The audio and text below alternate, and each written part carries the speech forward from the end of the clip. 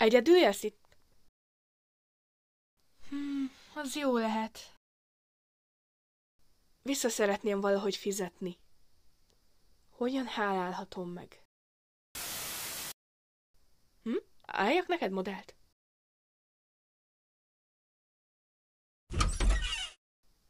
Itt? Biztos bemehetek? Szóval ez a műhelyed. Szép rendezett. Nem baj, hogy így vagyok öltözve? Akkor jó. Oda?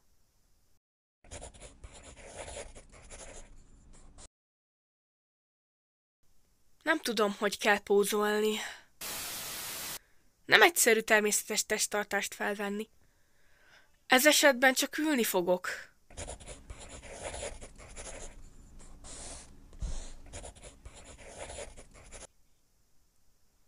Mondd, egész biztosan nem akarsz szexelni velem? Tényleg fura egy alak vagy. Nem tetszem neked? Vagy csak nem érdekelnek a lányok? Értem. De talán ez normális. Nem igazán tudom.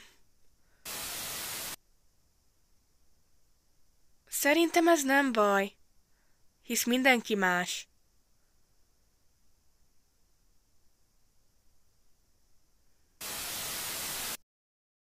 Persze, kérdezz csak nyugodtan.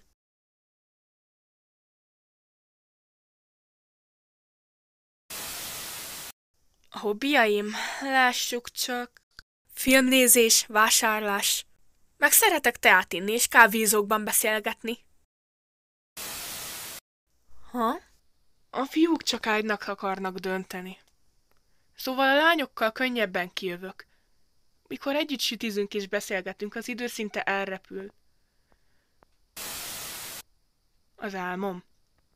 Az álmom, hát... Van is, meg nincs is. Tévészereplő? Á, az kizárt. Mások kedvéért nevetni és beszélni csodálatos dolog. Mondd, minden napodat rajzolással töltöd?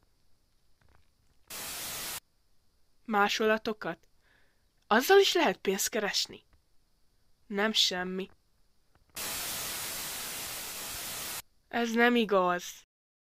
Még ha másolatok is, lenyűgöző, hogy az emberek azt hiszik, hogy igaziak.